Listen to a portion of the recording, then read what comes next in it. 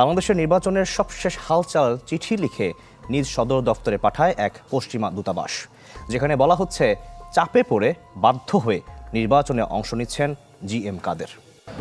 অনেক দলীয় প্রার্থী শেষ পর্যন্ত থাকেন না, যদি 300 আসনে প্রার্থিতা করা হয়, অনেক সময় অনেক প্রার্থী শেষ পর্যন্ত থাকেন না। এমন ডিক্লেয়ার দিয়ে কেউ যান, কেউ এমনি চলে যান, কেউ এমনি বসে যান। তো যে কোনোভাবেই হোক সবসময় এটা হয়। এবারে তো এটাকে বেশিভাবে কালার করা হয়েছে। তবে আমার একটা নির্দেশ ছিল সবার কাছে, এখনও আছে, যে যারা করতে চান না আমি তো তাদের জোর করে করা। দায়িত্ব থেকে আসেন 7 তারিখের নির্বাচন বর্জন শুধু নয়, প্রতিরোধ করে জ্বালিয়ে পুড়িয়ে সরকারের তক্তে তাউসে আগুন লাগিয়ে উৎখাত করে দেয়। আমরা হয়তো পৃথিবী থেকে চলে যাব, কুল্লু নাফসিন যায়কাতুল মাউত।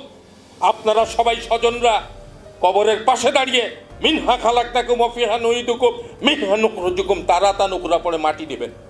দর্শক, অবশেষে কিন্তু বেঈমান পার্টি নির্বাচন থেকে সরে দাঁড়ালো। অর্থাৎ জাতীয় পার্টি জি.এম. কাদের সাহেবকে কিন্তু বাধ্য করা হয়েছিল যে নির্বাচনে আসার জন্য। এটি ইতিমধ্যে কিন্তু প্রকাশিত হয়েছে এবং সে বিষয় নিয়ে কিন্তু জি.এম. কাদের সাহেব স্পষ্টভাবে বলছেন যে তাকে যে কিভাবে বাধ্য করা হয়েছিল নির্বাচনে আসার জন্য, সে বিষয় নিয়ে কিন্তু জি.এম. কাদের সরাসরি একটি বক্তব্য দিয়েছেন। আজকের এই ভিডিওতে দেখাবো। তার পাশাপাশি গুরুত্বপূর্ণ কিছু ভিডিও দেখাবো যে 7ই জানুয়ারি নির্বাচন শুধু বর্জন নয়, দরকার পড়ে জীবন দেবে, এমনটাই কিন্তু বলতেছেন বিএনপির আইনজীবীরা। দর্শক, এই বিষয়ে চলুন গুরুত্বপূর্ণ ভিডিওটি এখন দেখে আসি।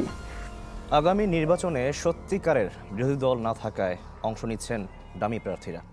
আর তাই প্রতিযোগিতাহীন নির্বাচনের এমন পরিবেশে ভোটারদের উপস্থিতিতে কতটা প্রতিফলন ঘটতে পারে সেই দিকে নজর আছে পশ্চিমাদের। বাংলাদেশের নির্বাচনের সবশেষ হালচাল চিঠি লিখে নিজ সদর দফতরে পাঠায় এক পশ্চিমা দূতাবাস, যেখানে বলা হচ্ছে চাপে পড়ে বাধ্য হয়ে নির্বাচনে অংশ নিচ্ছেন জি.এম. কাদের। আরও বলা হয়েছে তৃণমূল পর্যায়ে আওয়ামী লীগের মনোনীত প্রার্থীর পরিবর্তে স্বতন্ত্র প্রার্থীদের সমর্থন বাড়ছে। মোর্শেদ হাসিবের রিপোর্ট।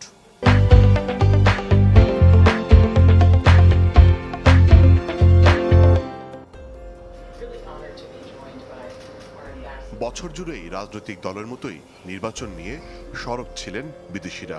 সংলাপ আহ্বান থেকে শুরু করে অবাধ, সুষ্ঠু ও অংশগ্রহণমূলক নির্বাচনের তাগিদ দিয়ে এসেছে পশ্চিমারা। সেই ধারাবাহিকতায় বাংলাদেশের রাজনীতির হালনাগাদ তথ্য নিজ দেশে পাঠালো ঢাকার এক পশ্চিমা দূতাবাস। নির্বাচনের সপ্তাহখানেক আগে পাঠানো ওই চিঠিতে উঠে আসে আসন ভাগাভাগি থেকে শুরু করে নির্বাচনের পরিবেশ, নিরাপত্তা সহ বেশ কিছু বিষয়, যেখানে বলা হয়েছে মনোনয়ন ঘিরে ক্ষমতাসীন দলের মধ্যে ক্ষোভ রয়েছে, সমর্থন বাড়ছে স্বতন্ত্র প্রার্থীদের, নির্বাচনের মাঠে আছে ডামি প্রার্থীও। চিঠিতে বলা হয় আসন ভাগাভাগি নিয়ে অসন্তোষ রয়েছে ক্ষমতাসীন দলের শরিকদের। চাপে পড়ে জাতীয় পার্টির চেয়ারম্যান জি.এম. কাদের 26 আসন নিয়ে আওয়ামী লীগের সঙ্গে সমঝোতা করতে বাধ্য হয়েছেন। এমনকি ওই আসনগুলোতেও ডামি প্রার্থীদের প্রতিযোগিতার মুখোমুখি হবেন জাতীয় পার্টির প্রার্থীরা। 2 পাতার ওই চিঠিতে উঠে আসে সম্প্রতি গণমাধ্যমে দেয়া কৃষিমন্ত্রী ডক্টর আব্দুর রাজ্জাকের সাক্ষাৎকারের বিষয়টিও। নির্বাচন ঘিরে সহিংসতার কথাও বলা হয়েছে চিঠিতে। সম্প্রতি ট্রেনে নাশকতার আগুনের তথ্য জানিয়েছে পশ্চিমা ওই দূতাবাস। চিঠিতে আরও জানানো হয় বিএনপি মহাসচিব সহ দলটির অন্তত 20,000 নেতাকর্মী জেলে আটক আছেন।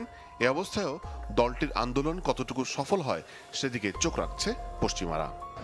অনেক দলীয় প্রার্থী শেষ পর্যন্ত থাকেন না, যদি 300 আসনে প্রার্থিতা করা হয়, অনেক সময় অনেক প্রার্থী শেষ পর্যন্ত থাকেন না। এমন ডিক্লেয়ার দিয়ে কেউ যান, কেউ এমনি চলে যান, কেউ এমনি বসে যান। তো যে কোনোভাবেই হোক সবসময় এটা হয়।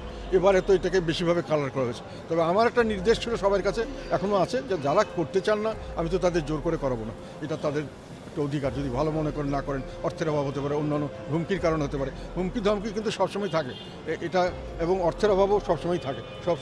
সব প্রার্থীরাই যে একেবারে অর্থশালী একেবারে শেষ পর্যন্ত লড়ে যান, কোনো নির্বাচনই তা হয় না।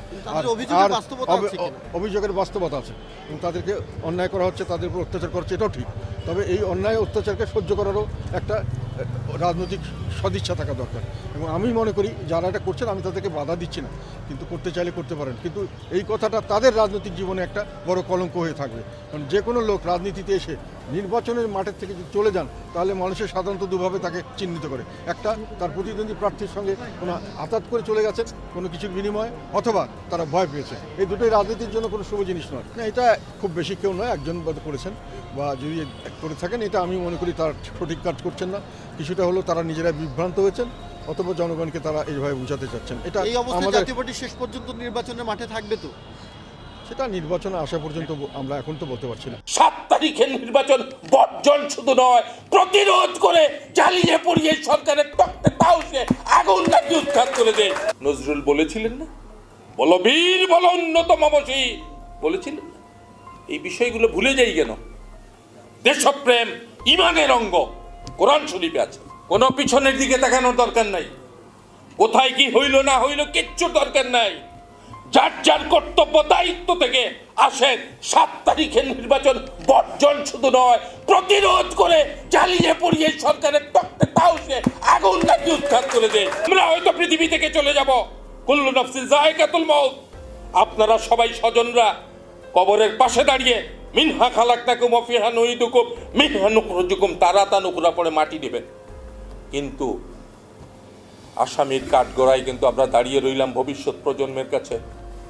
ভুটান, সিকিম, তার পরিণতি দেখেন। 47-এর পরে হায়দ্রাবাদের পরিণতি দেখেন। বন্ধুগণ, এখনো সময় আছে, 7-8 দিন আছে। সিকিমের ল্যান্ডিপ দর্জির চাইতেও নিকৃষ্ট ভবিষ্যৎ শেখ হাসিনার জন্য এবং গোটা বাংলাদেশের জন্য অপেক্ষা করছে। আজ আমরা শুধুমাত্র একটা ভ্যাসাল স্টেট, একটা করদ রাজ্যে, একটা বাণিজ্যিক বাজার হিসাবে বাংলাদেশ ব্যবহৃত হবে, সেই উদ্দেশ্যে আজ তাদের এই পররাষ্ট্রনীতি, তাদের এই বাণিজ্য নীতি সমস্ত কিছু নিয়ন্ত্রিত হচ্ছে।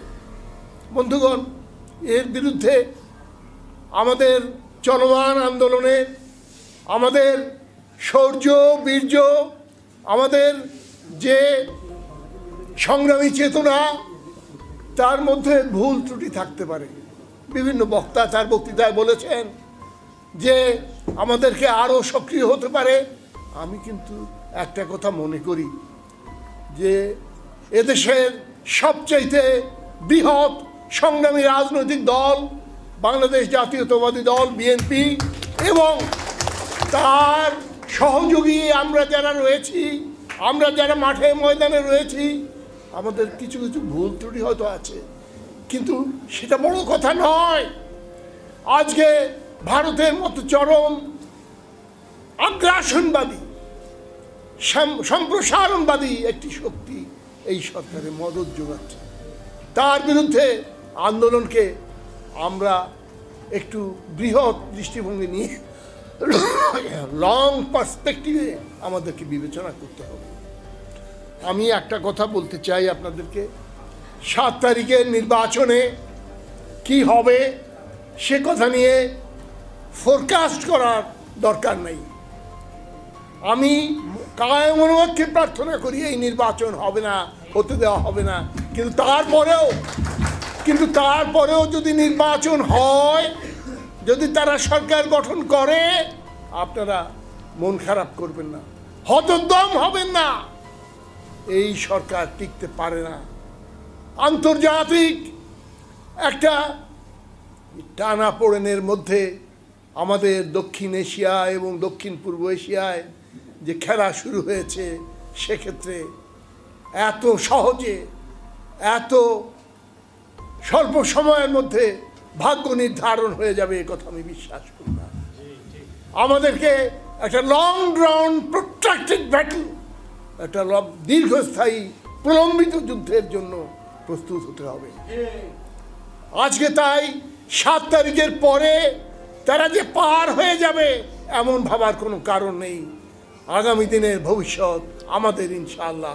এই কথাটুকু বলে আপনাদের সকলকে প্রাণ ঢালা শুভেচ্ছা জানিয়ে জাতীয় পার্টির এই নানান ধরনের বাহানা কিন্তু আপনারা দেখে আসতেছেন নির্বাচনের আগ মুহূর্তে কিন্তু জাতীয় পার্টি এটা কিন্তু অনেক ধরনের নানা বাহানা করতেছে। তারা নির্বাচনে আসবে না এবং নির্বাচনে আসবে সেই বিষয় নিয়ে কিন্তু ইতিমধ্যে কিন্তু নির্বাচনের শেষ মুহূর্তে কিন্তু তারা একই বলতেছে যে নির্বাচনে আসবে না এবং জাতীয় পার্টির প্রার্থীরা কিন্তু ইতিমধ্যে নির্বাচন বঞ্চন করে সরিয়েছে। সেই বিষয় নিয়ে কিন্তু জিএম কাদের সাহেব স্পষ্ট বক্তব্য দিয়েছেন এবং আগামী 7 জানুয়ারি নির্বাচন যে হবে না সেটা কিন্তু বাংলাদেশের মানুষ ভালো করে বুঝে গেছে। ইতিমধ্যে কিন্তু বিএনপির আইনজীবীদের একটি সম্মেলনে তিনারা বক্তব্য দিয়েছেন, সেই বক্তব্যকে কেন্দ্র করে কিন্তু বোঝা গেছে। দর্শক, এ বিষয়ে আপনাদের ব্যক্তিগত মতামত অবশ্যই কমেন্টে জানিয়ে দিবেন।